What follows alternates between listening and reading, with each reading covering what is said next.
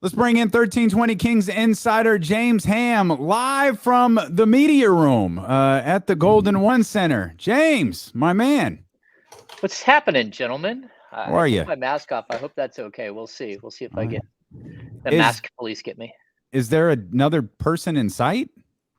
There are people that come in and out of the room who are just like setting stuff up and making sure everything looks right. But yeah, I should be flying solo. I mean, this is about the most bland room you could ever possibly imagine. I don't actually come in here very often because I feel like it's kind of a bomb shelter, and I always have this like fear that the door might close and I can't get out. Oh, wow. So I know that sounds a little strange, but I mean, you can see it's a cinder. I went full screen on Twitch and YouTube so everybody could see it. It does very much resemble a bomb shelter. It does. Yeah, I feel like I'm in a bomb shelter. So typically I sit out in the main media room where all the dinner tables are and stuff. And I come in so late anyways that I just go sit by myself out there. But today I figured, hey, I'll hide out in here and say hi to you guys. What's going on? That's good stuff. They could put some pictures in there. It's been that way for years now too. Like, can we get a picture? Can we get a Jerry Reynolds picture or something? Ask Alex right here, one of the media directors here. Alex, how come there are no pictures on the wall here in the media room? We're live on the radio. Hey, Alex is familiar with the game, man.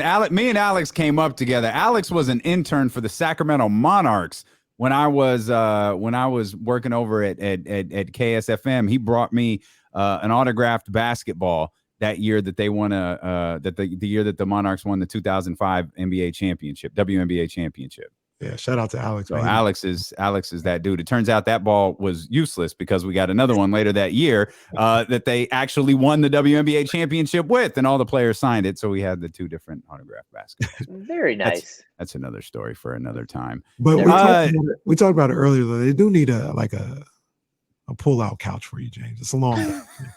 It's a long day. We talked about earlier. The players then gone home. The players that gone home, they're going to be coming back. We need a pull-out sofa for James, man. Yeah, I think that I try to explain. My days are long on game days. I leave the house around 9:30 to get here by 10:30 for 10:45 shoot around, and then I don't leave because I live an hour away. And when I left the house, it was raining, so I'm not going to drive both ways, especially with gas at like $5 a gallon at this point. So I end up sitting here. I go to Starbucks. I had lunch with the great Sam Amick from The Athletic. Nice. So shout out to Sam Amick, who's amazing. And actually he bought lunch today, which was, that's very nice. So so we're just kind of chilling, and I got a bunch of work to do anyway. So the day starts at around 9:30. I don't get home around 1 o'clock in the morning on most game days. Dame, I'm gonna let you rock, but I got a random question for James. Yeah. Where the hell did you interview Terrence Davis today? I've never seen that purple wall. That purple wall is, if you know what a cowbell is, the player to jump and hit. Well, they don't jump; they all reach up. There is a purple wall there. There's a purple wall right there across from. It's one of the, I think it's the Lexus Lounge, and then the other side of that wall is Vivek's his lounge, like the owner's lounge. Yeah, I see. I was like, what? Somebody opened the door once. I was like, what the hell's going on there? It looked nice, right? I said, hey, can we go in front of the purple wall as opposed to just a bland white wall? Yeah. And I thought it looked really good. I'm like, no, dude, I just couldn't remember where the purple. I was like, where is it? Because you know what I was thinking? I was thinking practice facility. And I was like, well, where is that in the practice facility? But yeah. No, they shoot shoot around is on the floor in the gym. This year, I mean, last year was totally different. They did shoot around 3:45 to 4:30 out on the main floor in the afternoon, and they're getting sort of back to basics this year, post-COVID times. They're getting back to basics. Have you had any conversations, and I want to get to some of the on-court stuff that you tweet. Have you had any conversations about what attendance might look like tonight with anyone there today? I've heard packed house, but then someone I know on Twitter just tweeted out the available tickets and stuff. I'm not sure. They're running some deals and stuff. You can do it's $49 for up to 8 games or something, but I think that's more like the old standing room only. So you could go up and stand on the bridge and stuff like that. When I was young, I actually, I'll be honest with you, I hitchhiked into a couple of games. Do what you got to do.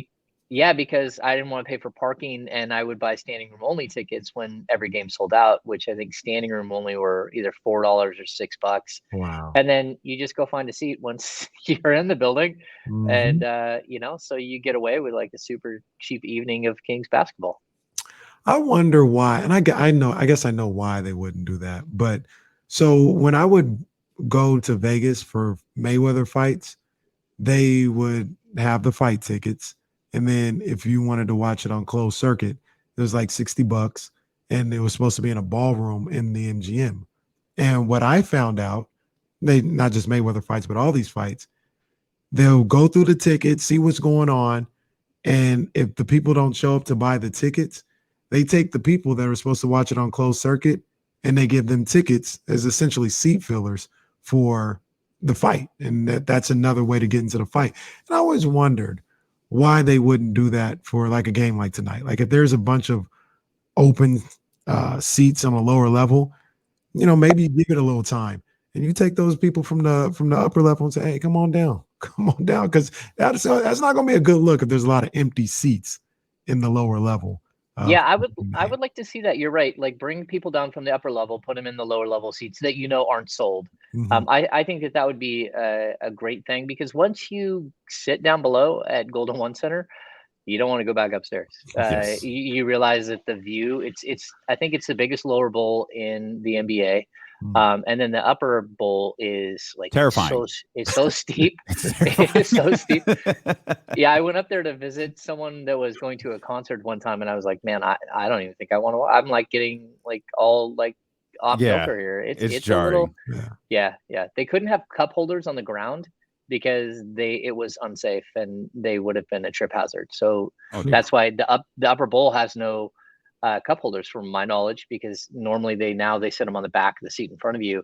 But because of how steep the building is, they weren't able to do that. That's crazy. The great cup holder controversy of the Golden That's right. Center. You're listening to D'Lo and Casey on ESPN 1320, KIFM West Sacramento, KRXQ HD2 Sacramento, and Odyssey Station, and driven by Lashers, Elk Grove Dodge, 1320 Kings Insider. James Ham with us. Get used to this. I told you on Wednesday, James, just go whenever James wants to pop on the show. He can pop on the show, and he is here with us today. And, of course, we're thrilled about it. He's at the Golden One Center gearing up for tonight's home opener against the Utah Jazz. So we've got a lot to talk about there. But let's start with the conversation that you had with Mo Harkless. Mo Harkless said he's still sore. Sounds like he's going to be a game-time decision. And this was not news that you were reporting, just an opinion that you were giving. You think Buddy Hield might slide into that starting lineup, and we get the three-guard small ball here to start things against Utah. Yeah, I mean, if you look at Utah's lineup, they're going small. Bojan Bogdanovic is starting at the 4, which I actually think is a really good matchup, for the Kings with Harrison Barnes. Usually the Kings have had matchup issues with him. So they're just trying something different to open the season. They're using basically very close to a 3-guard set themselves. But I think the interesting thing is, while Utah, like, their offense looked really good in the opening game, they have 2 complete non-shooters in that starting lineup. And to me, that's really interesting.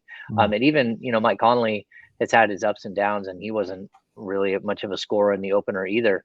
So I think this Utah Jazz team is exceptionally good. They've been together for a long time. Quinn Snyder is one of my favorite coaches in the league. He's a guy that people follow and believe in. And so this is going to be a really good test for the Kings, especially after getting annihilated by this team a bunch of times last year. So, I think that there's a good chance we'll see a 3-guard lineup if Mo can't go. But, Mo's a tough guy. I know even Luke Walton talked about it yesterday. He said you could tell every time that his man didn't have the ball just how bad he was hurting. He was kind of limping around. And then as soon as his man had the ball, he was focused and ready to go. But, they're just trying to get him through the game after he took I think it was on Zeller tried to draw a charge on Mo, and Mo came down hard on his body and looked like Corey Brewer flying through the air. Oh gosh, so, yeah, it was pretty brutal to watch. Yeah. We've speculated this. We've asked the question: if Mo can't go, got bars. If Mo can't go, how far down the line before you get to MB3? And Davion says is pretty far. We kind of both speculated that it's not a personal thing. We don't think it's personal or nothing like that, but we think Metu might get the call before MB3. Do you think it goes that deep into the rotation, or does MB3 get some run here if Mo can't go? It's a really good question.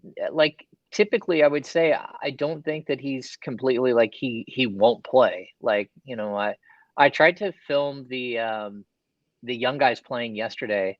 They were playing on a court there. I think they're playing half court. And Alex Lynn actually jumped in with the young guys, which is usually, again, we've talked about this, Luke King and Nemias Keita and let's see, Shemezi and Davion Jones. And, they have this group of players that are over there playing. Yeah, Jemias, Robert Woodard, and Alex Lynn jumped in. But Marvin was running like sprints with Doug Christie. And so he kept like, almost like Buddy the Elf in the when he's walking through Central Park. You kept seeing Marv come through and then go back. And I felt bad because it was like, look, man, I'm not trying to highlight you. I'm trying to watch what's happening on the other court, but I'm also not going to put the video out because you crossed in front of it. Look, it's very possible that Metu would get a call in some situation. But again, look at the team they're playing. The Jazz really don't have, they go big. They have Gobert and they have Whiteside, but outside of Gobert and Whiteside, they don't really have that next guy that would make you go out and put a Marvin Bagley in. And they do have a guy like Bojan Bogdanovic or like Jingles that they can put at the 4. And if they're going to run Joe Ingles out there, you're certainly not going to run Marvin Bagley out there against him. It's just not a good matchup for you. So I don't think that there's a possibility he plays. And I don't think he's just like, not only is he out of the rotation, but he's never going to play. But I think it's more likely that we see guys like Alex Lynn come in and match up against Hassan, guys like Tristan Thompson try to push Hassan and Gobert out when Richaun Holmes is not on the court. Another guy that we'll be watching tonight, I think, is Tyrese Halliburton. I'm going to play a piece of sound, James, that I'm confident you heard and we're probably there for. It's Luke talking about Tyrese Halliburton in his role now as a starter. No, I think he'll continue to get better. I thought Ty was really good last night. Really, I know his numbers weren't great, but again, we don't really care. We want the numbers to be good, but as long as he's playing, like he was getting downhill in their paint all game long, and he missed a couple floaters that he'll normally make, and he did a great job of collapsing the defense and kicking out for other guys to get open shots. He had a really nice coast-to-coast drive. His help defense was much improved than what we've seen in the past. I thought overall he played a pretty good game, minus that last mishap with the ball at the end there. And that's, Luke, I think, responding to one of your questions, James. But did Tyrese look uncomfortable to you in that in a different role with the team, or did he look off, or was it just one of those games? I don't think uncomfortable is how I would say it. I would say, and I've noticed it all the way through preseason, and they keep saying it's no big deal. It's no big deal. It looks like he isn't being super aggressive yet. And that to me tells me he doesn't want to be that guy that tries to steal a bunch of shots. He's just not ready to take over in situations. And then you keep coming with more scores. I think that's, between talking to him, talking to Luke, and then again, talking to Terrence Davis today, you get this feeling like this team has 5 or 6 guys that can score 30 on any given night. And so when we talk about depth, it's not always about how many players at every position you have. It's that when one guy can't, is off, or one guy is having a rough shooting night, or just one guy gets hurt or gets in foul trouble, you have someone else who not only can fill a position on the court, but they can take over that scoring role. And, you walk out of the first game and Buddy scores 19 and Richaun scores 31, Fox scores 27, and Harrison Barnes has a career high 36. That's a lot of points. You didn't need Tyrese Halliburton to put up 15 or 20 points. You didn't need Terrence. I mean, it would have been nice if Terrence Davis would have hit more threes than he missed. But again, it's okay that he didn't have that game. This team is built a different way where I think the depth, not only, again, is it like multiple players, but guys who can fill in roles. And you don't have to be You don't have to be a scorer each and every night. I think De'Aaron Fox has to be a scorer each and every night. Then the rest of the guys are going to take turns kind of doing damage. Yeah. And it's interesting you say that about Tyrese with the aggression level, because I've had the conversation with Davion a couple of different times, and I love Tyrese the player. I love what he brings to the table, but people have asked whether or not he's going to take this jump. And, you know, we could see him being like a CJ McCollum type guy. And I've always said, that's just not like to put those type of numbers up. He'd have to take some bad shots. And Tyrese just doesn't seem to take bad shots. Like, it's got to be almost wide open for him to do that. Other than that, he's good working the ball around and hitting some guys with better looks. I think the next evolution of his game is he's going to have to go shot hunting a little bit. Not like have to, but I want to see him be more aggressive, and selfish is a bad word, but just be a little more thirsty for his look. You know what I mean? And looking for a shot. And hearing you say that reminds me he's still trying to find that space a little bit right now. Yeah, and if you go back to CJ in his first 2 seasons in the league, I think he scored like 6 points on like 8 points a game in his first 2 seasons. Mm-hmm. Tyrese already was so far above what we saw from CJ in his first year.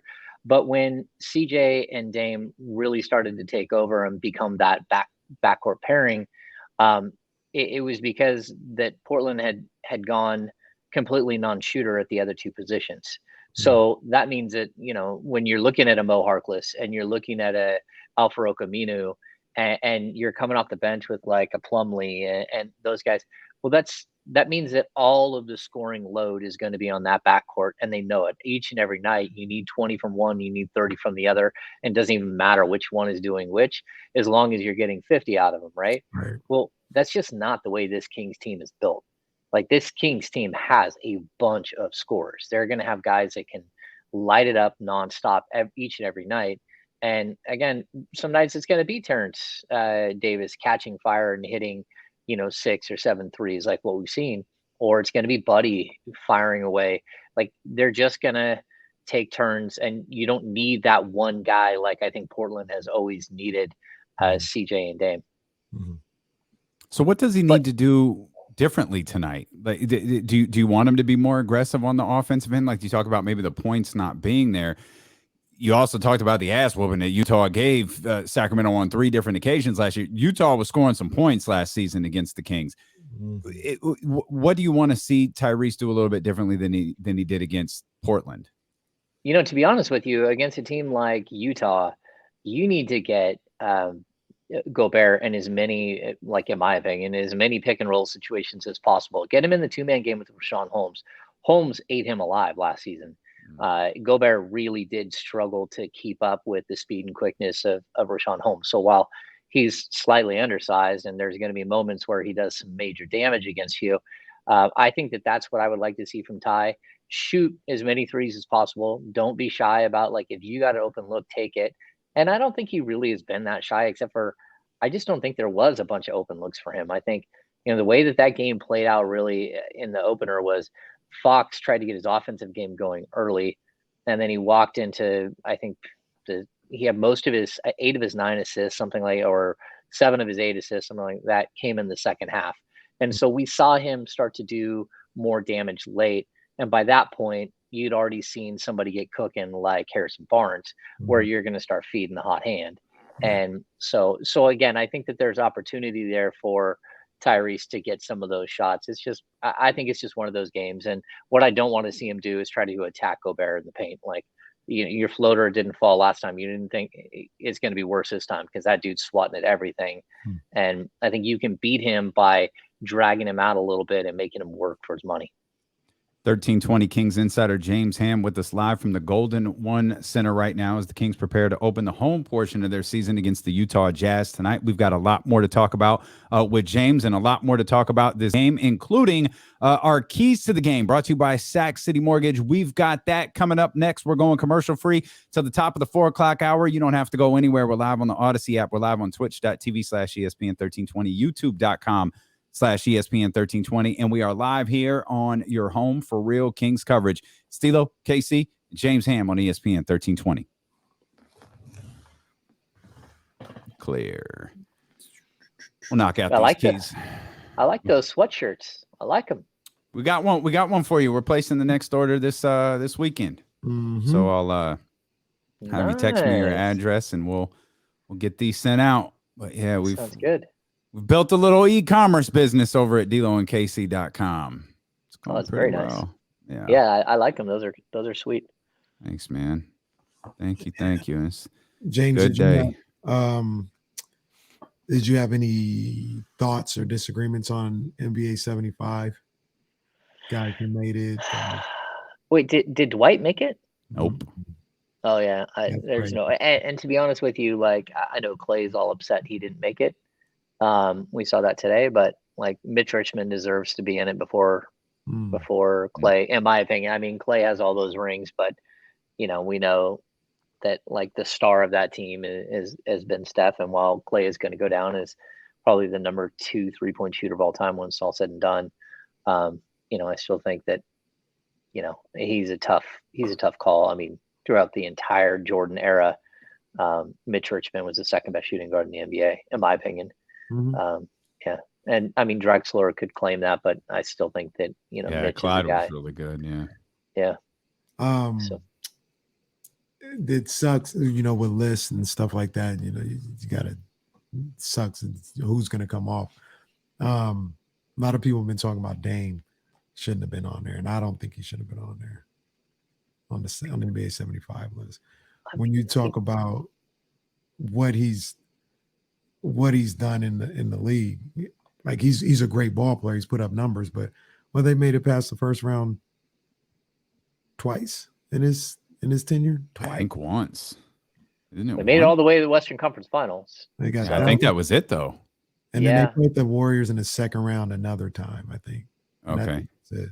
Okay. Yeah, I mean, I guess that's where the argument is, but then again, I would like counter with, how many times did Mitch make it, and he didn't make it at all. I mean, he won a championship, but I think it's difficult. Anytime you make these lists, is totally arbitrary, and I don't want to. Like, these are great players. All of them are great players, and I don't even really like that they did a top 75 for 75. I think it's always going to slight somebody who feels like they should have been in there. Like, I hear people, who was it, T-Mac or Grant Hill, and like I don't even like T-Mac couldn't get his team to the playoffs most of the, like he never got out of the first round, right? He didn't. Ill-fated. I'm finally going to the second round and 3-1 lead. Yeah. So like that, and Grant Hill, I mean, he just missed so much time. And even when he did, he's like a really versatile player, but he never stood out to me as one of the 100 greatest or the 50 greatest. I just didn't get it. Vince is another one. And it's funny because if you look at Vince's numbers, I was doing it earlier, because he played so long and had those years on the back end where he averaged 5 points or whatever. He only averaged 16 points for his career, but that was because of those extra years, it brought it down, but that's a 20 point per game guy for like 10, 11 years of his yeah. Career. And I'll tell you this, he, like Jason Kidd, they morphed their career where they were not good 3-point shooters early on. Mm-hmm. And then they became, they both finished, I think, in the top 5. Well, hang on 1 second, Ham. Sorry. All right.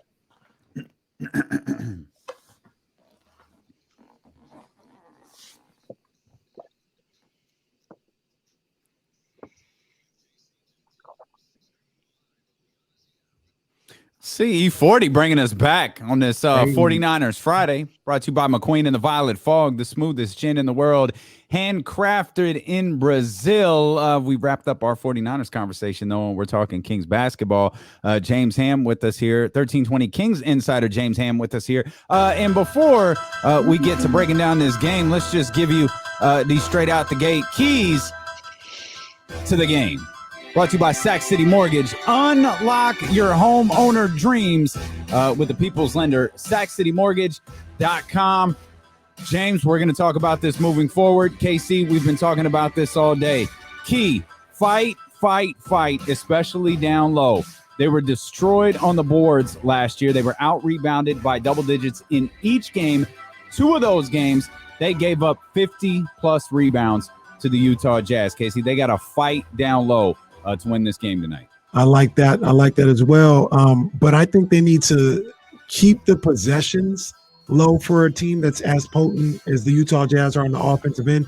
The way you do that is you simply don't give them extra possessions by turning the ball over. I think if the Kings can win the turnover battle tonight, that's going to be the key to getting this win tonight.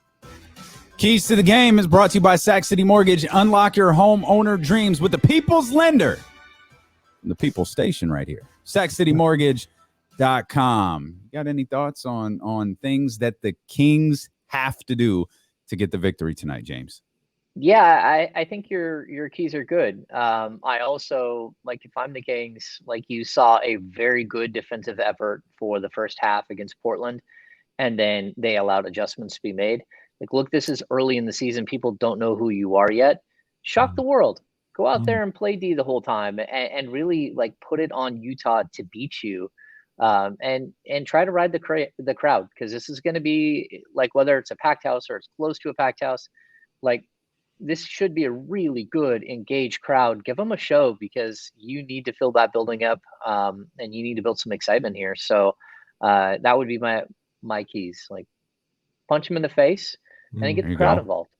Yeah, literally punch them in the face. Let them know you're here to play. There's a couple of moments where I was wishing someone would put Yusuf Nurkic in the face. Man. Last game. Man.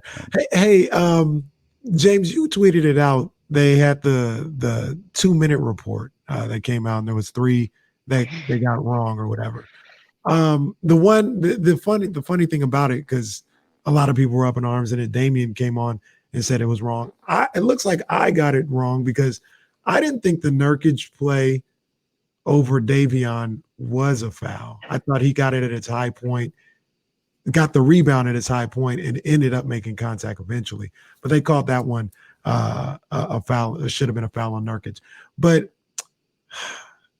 what's the deal with the challenges? Because that CJ play where his hand was out of bounds, there's got to be somebody. I talked about our guy Rasan, or or Alex, or I don't know, maybe Katie can do it and just say, hey, Luke, give him a signal, review this, because that's the one that should have been reviewed right there by Luke Walton.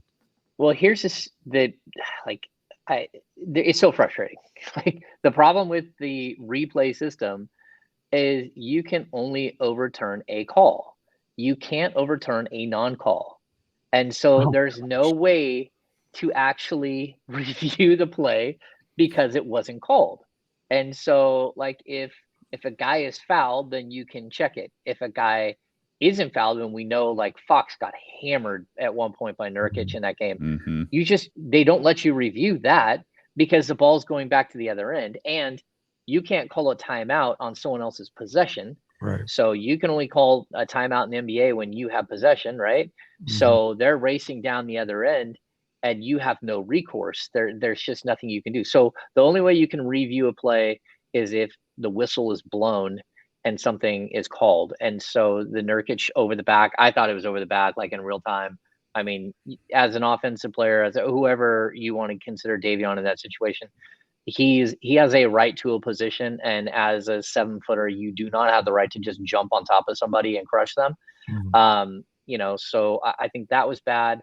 I think the call that they, like, it was at 57 seconds or 53 seconds, they gave one in Portland's favor, where the Kings actually, I think they called De'Aaron Fox, should have been called for a foul on CJ McCollum. I thought that was just thrown in there, which I feel like that happens quite a bit. Like, in that game, to be honest with you, I was looking at halftime, and it was something crazy. Like, the Kings have been in the line like 23 times, like 9 or 10 times for the Blazers. And then we get to the third quarter, and I thought they quick whistled the Kings again and again and again, got them in the bonus early. And it was specifically to balance out the fouls, so it doesn't look so egregious. Because these guys, like, they go into halftime and they look at them, but that's why the aggressive team gets a whistle. Yeah. And so I just thought it was really odd the way that whole game played out. But yeah, the 2 fouls, the 1 foul call, and then the CJ McCollum hand out of bounds thing was just like, it's sitting there right in your, like, there's no way tough. You can't call it. Right. Yeah. So that was tough. And one more, I guess there was, like, I missed it during the game. There was a point where they took a 3-pointer off the board, from CJ Portland, McCollum, right? Yeah. who stepped out of bounds, but they didn't say anything. It wasn't announced or anything. And I guess that it comes back to the fact that the Kings broadcast team is not there in the arena, because usually they'll say something to the broadcast team to make sure that they know. But with Katie and Kyle being, in studio, there was no way to know that. But yeah, all of a sudden, in a game that ends up being a 2-point game, there was a 3-pointer taken off the board for CJ stepping out of bounds in like the second quarter. Is that a Kings thing, or is that league wide or sporadic? That's a good question. Like, from what I know, the broadcast team, from what I've heard, is not going to travel until January. And I don't know all the specifics as to why. But that goes for radio and TV. Neither are traveling until then, and they're going to call them like in the studio or here in the bowels of Golden One. They're gonna keep calling them from here and from the studio down in San Francisco. Yeah. Well, I mean, I think there's, and they've got to do what they got to do. Like, it doesn't bother me a bit. No. Yeah. Well, it doesn't bother me, but I'm kind of what James points out. I think that there's things that those guys miss. Sure. And it's not their fault. Like, they've got to go through precautions. I'm not blaming anybody, but there's things they miss not being in the arena and basically watching it on the screen, just like we do. And that, because I remember that moment too. I think it even happened like I think the Kings were shooting a free throw. Portland might have called a timeout in between one of the two free throws. They come back and the Kings make the free throw. And in my head, I'm like, all right, cool, they're up 8. And I was like, wait, they're up 11? Like, what? It's a big free throw. Yeah. Before point play that Yeah, exactly. So, those guys not being able to be in the arena, you miss little things like that here and there. Yeah. And I'll say this too, like at Arco, they used to have us sit on a table, like courtside. So like right across from the visitors bench, we had it was 3 fold-up tables in a row that were all covered, and like that's where I sat. So like guys fall on your laptop and they're knocking drinks over like on your table, and so we were like right in the action. There's such a different vibe being right there. Number one, like I'm around these guys all the time, and you start to lose the fact of how big they are, right? But like when Boban walks out and Boban's hands are literally like the length of everyone else's forearms, like you forget just how gigantic these human beings are. And then when they start playing and smashing into each other, like it's another realization of just how huge they are. But there's also like the finer nuances that you hear on the court of guys talking trash to each other, of, like I remember Matt Barnes specifically saying, "Oh, Jimmer's in the game. Jimmer's in the game. He ain't going to defend any of us." And, talking trash.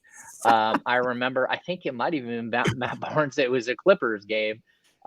He looked over at Blake Griffin and said, "Hey, do you have any gum?" And Blake reached into his sock and had like bubble yum and threw him his pack of gum, and he threw it back, and they're sitting there eating these gigantic wads of gum while they're playing. I was sitting there, like me and Sam Amick were talking when why is it always the Clippers? Austin Rivers got angry and grabbed his seat cushion and threw it, and it whizzed right over the top of Sam's head. I was standing right next to Sam. We were in the corner behind the visitors bench. I duck, Sam ducks. The guy in the front row, which was an elevated front row, he ducks down, and it smacked a lady right across the eyes. Oh, jeez. It knocked both of her contacts out. It scratched her cornea. I remember later going up there, and I found her contact lenses under her seat. She got hit with, like a 4-inch thick seat cushion, and he was angry. He walked over the bench, he grabbed the seat cushion, and he flung it in almost like he was disc golfing. Oh my goodness. And it hit this woman right in the face behind us, and I felt so bad. Her eyes are watering. And then Austin Rivers got fined, and he might have even got suspended for a game.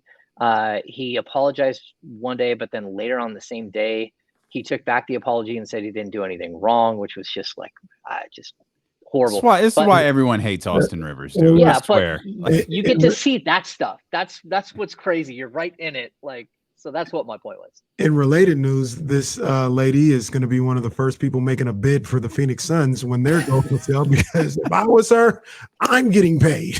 Yeah. I can't see. I'm coming for Austin. I'm coming for Doc. I'm coming for all of them. I think she was an attorney at the time too. Yeah, Oh, I mean, I think she God. was an attorney. Like, I'm sure she's probably still an attorney. But while we were sitting there, someone's like, "Yeah, she's an attorney." I'm like, "Oh, okay. Well, good luck with that. Like, give me that money." Yeah. She has tickets at the Golden One Center and didn't have to pay for them. No. It's just like, no, here, you take these. Did you ever have something broken? Did like Ron Artest ever like drop an elbow on, the James Ham, laptop? No, I did. I remember opening night.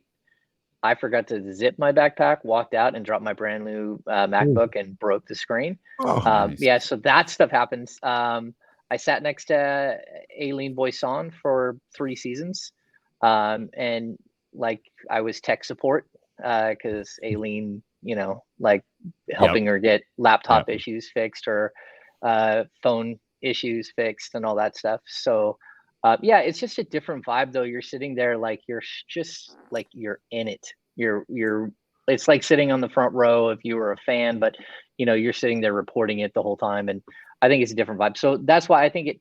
Like I hope that Katie and Mark and Kyle get to go down and sit back in the regular seats, because you do get so much more from the game, and I really wish that they would move G-Man back down to the floor, because it's always been something that he said too, like, you just miss so much, and I know that firsthand. You do miss a ton when you're up there.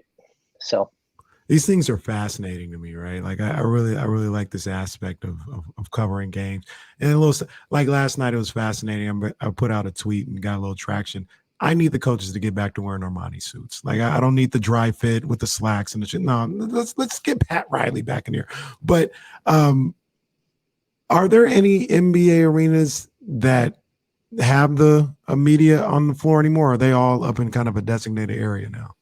No, there are NBA arenas. I'm trying to think. I think it's like, because I don't, like, in the past I haven't traveled to all arenas, but like in Portland's a little rough. They have us like right at the middle bowl level, and they're good seats, but you're right at the level where the speakers are on the upper scoreboard, and so they pump in so much noise there that you have to wear noise canceling things during a game just to sit there because it's so loud. But Phoenix, they put us, I think we're on the second row. It's always crammed. I know that. And, I would sit by Katie, and every time Katie's got to go up to do a hit, like, you're trying to like maneuver and trying to like avoid, like, there's some old tables and you're worrying like you're going to catch a nail and rip your pants, and like but you're still right in the action, and it's cool to be in the action for sure.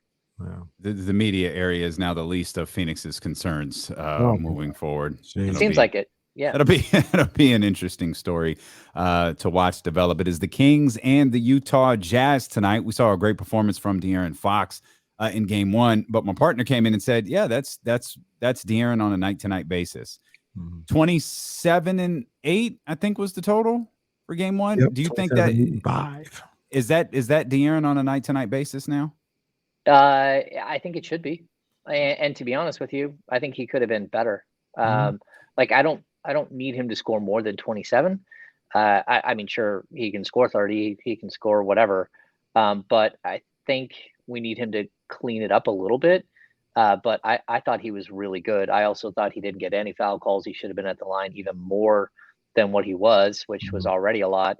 But I like that he's picking and choosing when to be aggressive offensively, when to set his teammates up.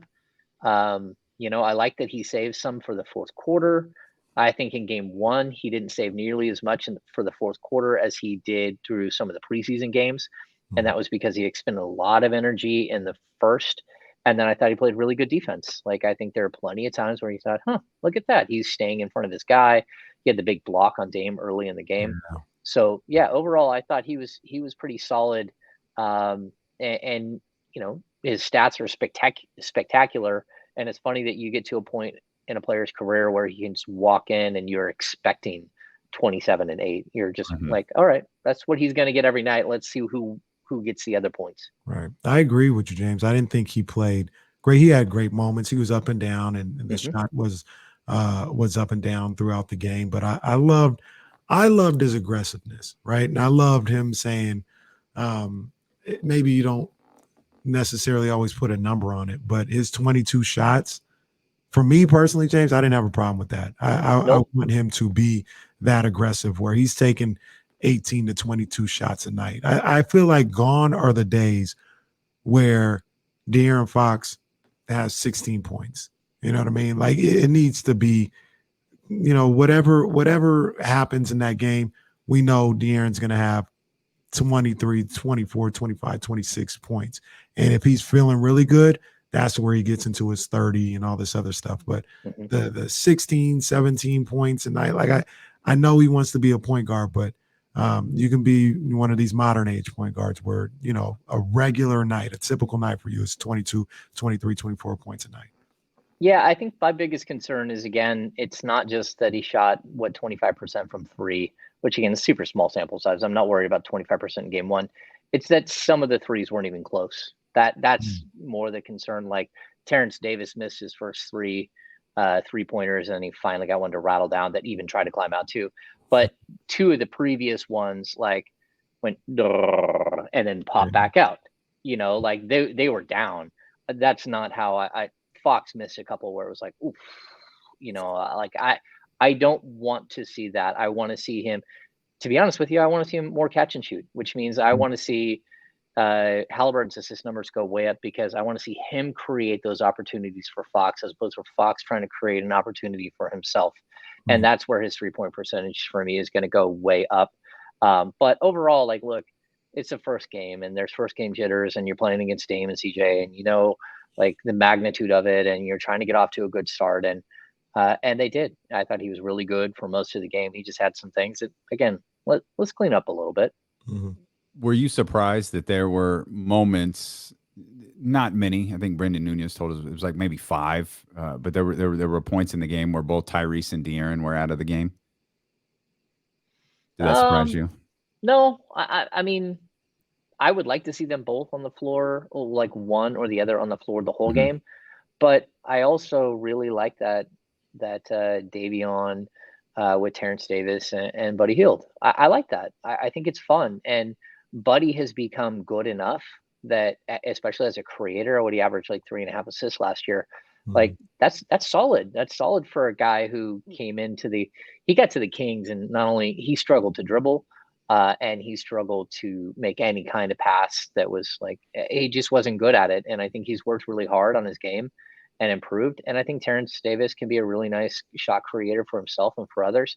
And then on top of that, Davion, you need him. I told you guys before, he's way ahead defensively than he is offensively. And I don't expect him to he'll have a night where he has 7 assists or 8 assists. Like, he'll have those nights here and there, but he's really going to have to improve as that creator and that ball handler. And we're not going to see that in the first month of the season. We're going to see it maybe after the All-Star break. Maybe we won't even see it then. Maybe we'll have to wait until next year, where he becomes more of a functional member of what's happening on the offensive end. That doesn't mean he can't have good, solid nights, but again, I would rather see someone else creating for him and him getting catch and shoot opportunities, and then drawing the defense out, and then using his speed and quickness to get past people on occasion. And I think that's how he's going to continue to grow as a player right now. And then you reset this summer and you get him more action as a primary ball handler, and you grow from there. I got to talk a little bit more about my guy, my man's in them, Buddy Hield. My favorite player ever, my favorite King ever. A big Buddy Hield love fest always here on D-Long DC. But it's never once asked James if Buddy was going to be on the roster opening day. Never once. You gotta burn those clips, Jesse. I thought, James, he played. I'm not speaking in hyperbole here. I don't think I'm exaggerating. I think he played one of his best games in like a year plus. Like, I thought he played really well on Wednesday night, and it was about his shot selection, being within the flow of the game. He did some playmaking stuff, like hitting pocket passes, on double teams off of pick and rolls.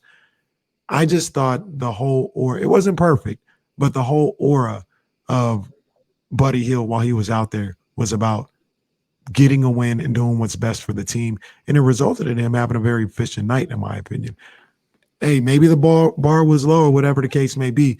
But like I said, this was one of the best games I've seen from him in a long time.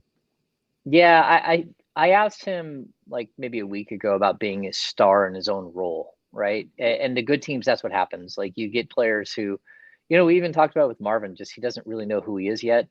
And he hasn't come to the realization that he needs to create who he is at this point. And I think Buddy is owning it right now. Like, will that mean he's going to do it all season? Will it mean that he's going to do it when he doesn't play in the fourth quarter? Is he going to get frustrated here and there? That's all possible. But I think that first game was kind of the best of all possible worlds for him in that Terrence Davis didn't get off to a hot start, so he's not going to eat your minutes. Tyrese Halliburton played, he had some moments, but again, offensively, he wasn't hitting his shots.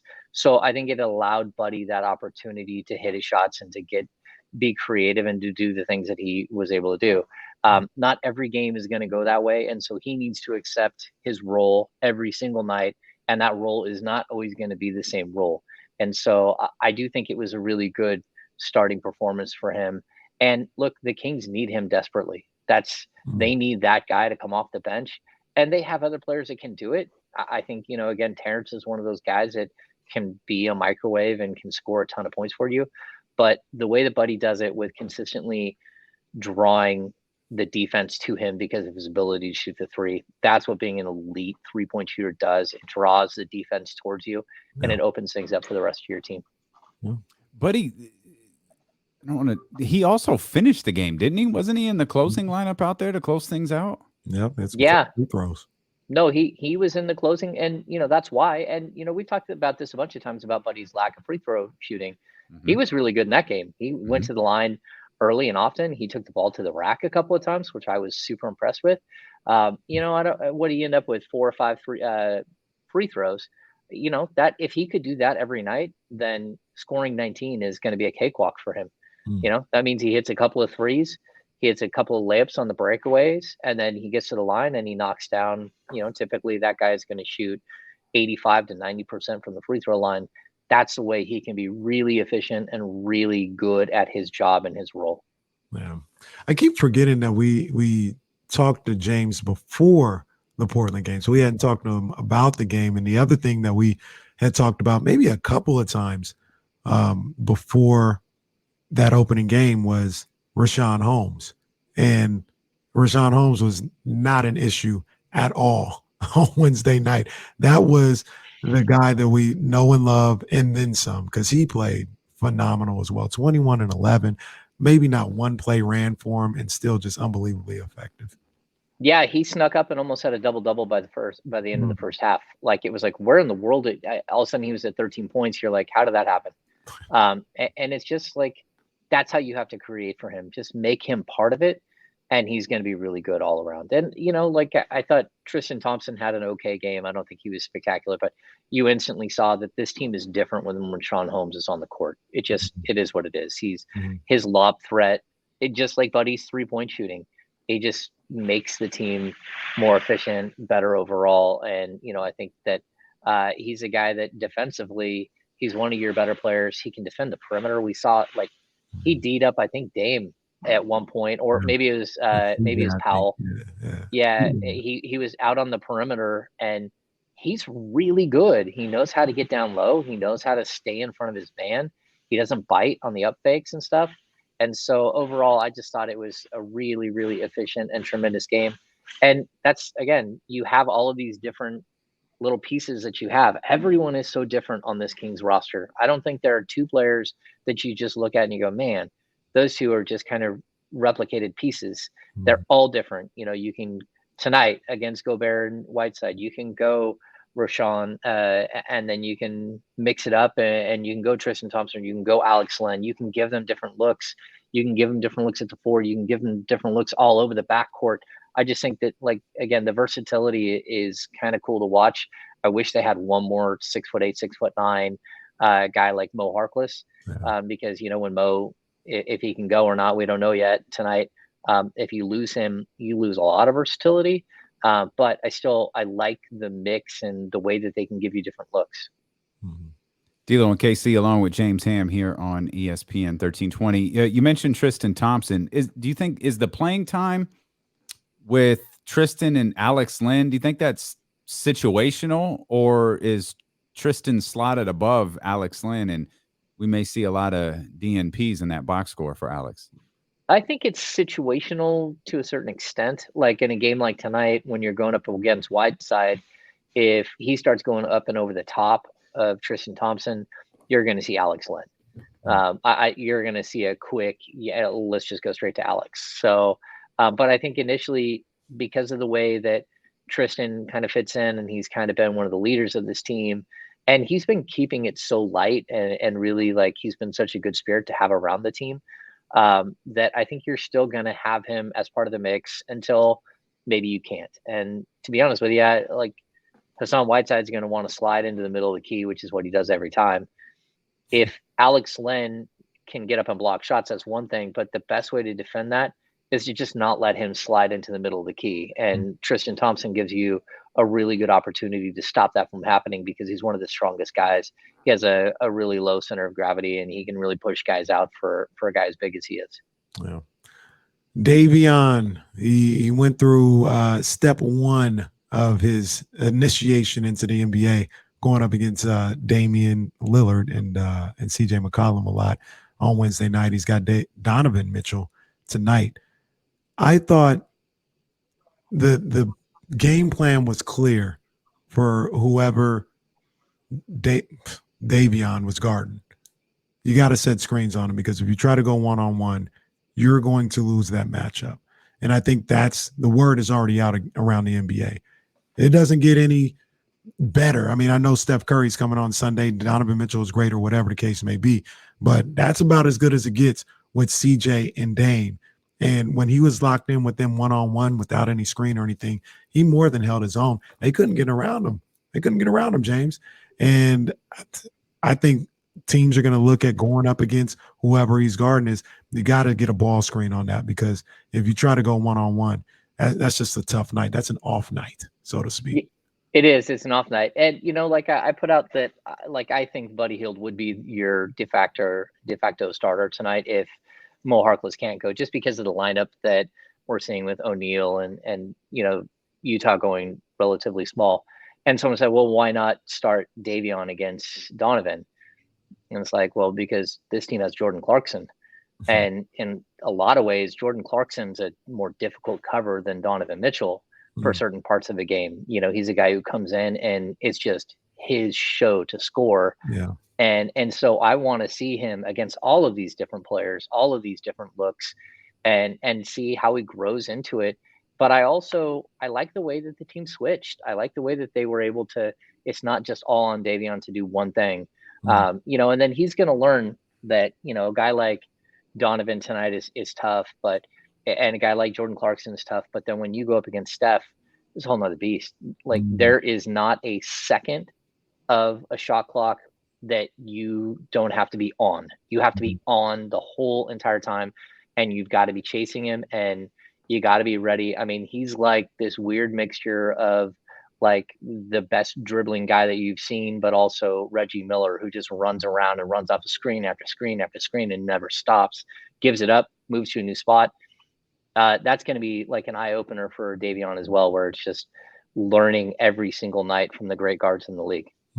Bring him on, though. That's what I was going to say. That's what you want. Yeah, isn't that what you want from a rookie like Dame, Donovan, Steph? You talk about welcome to the NBA moments. How about a welcome to the NBA schedule? Here you go, kid. Yeah. Go against one of the most go against three of the most prolific scorers in the league and two of the greatest shooters we may have ever seen in Dame and Steph. And then Booker and Chris Paul. Yeah. No, I mean, that's the thing. Like, you want to say off night, there is no off night in the league for him. There's just not. I mean, that's I think one of the cool things about this Kings roster is, like, we keep talking about this, but the versatility of the backcourt. You got 5 guys. Like, Davion does not have to score at all. There will be certain nights where you need him to score. Someone will get in foul trouble. Someone will get hurt. 3 guys will go cold. But overall, you don't need that. So expend all your energy right here. The only thing that matters, every statistic, it doesn't matter what De'Aaron Fox averages, it doesn't matter how many 3-pointers Buddy Hield takes or Rashawn Holmes field goal percentage. The only stat that matters is the win-loss column. And that is the one category that I think Davion can impact as much as any player on this team. He can, by doing the dirty work and doing the dirty work on the perimeter in an elite way, he can impact winning as much as any player on this team. And that's not something you usually get from a rookie. And it's certainly not something you always get from a player who might average less than 10 points a game this season. He's going to impact winning because he plays the game the right way, and he stops other teams from succeeding, and he causes mistakes to happen for the other team. Damien, it wouldn't be right. It wouldn't be right. We didn't talk about Davion. We didn't talk. Oh my God! I know where you're going. Talk about De'Aaron Fox, Rashawn Holmes. We even had a Metu talking here for a quick second. I'm sorry, James. I'm sorry, Casey. I'm sorry, D'Lo. Somebody had 36 points the other night and had 8 3-pointers on the night? 6 of 11. 8 3-pointers. And here we are. We talked to James for about 48 minutes. And just now are we getting to Harrison Barnes. Come on, man. It wouldn't be right if we didn't leave Harrison Barnes last after a career night from him. It's ridiculous. Yeah, I think it's crazy, right? He's 10th year in the league, and he puts up his career high. This is a guy who averaged 20 points a game, but had never scored more than 36. Well, than 35 or 34. I mean, to me, it's really remarkable, the player that we've seen from Harrison Barnes last year, where he reinvented himself completely. And then the player we see this year, where it's almost like he reset his career after 8 years in the league and got better in year 9 and is showing that he might be able to get better in year 10. And to me, that's a testament to the work he puts in.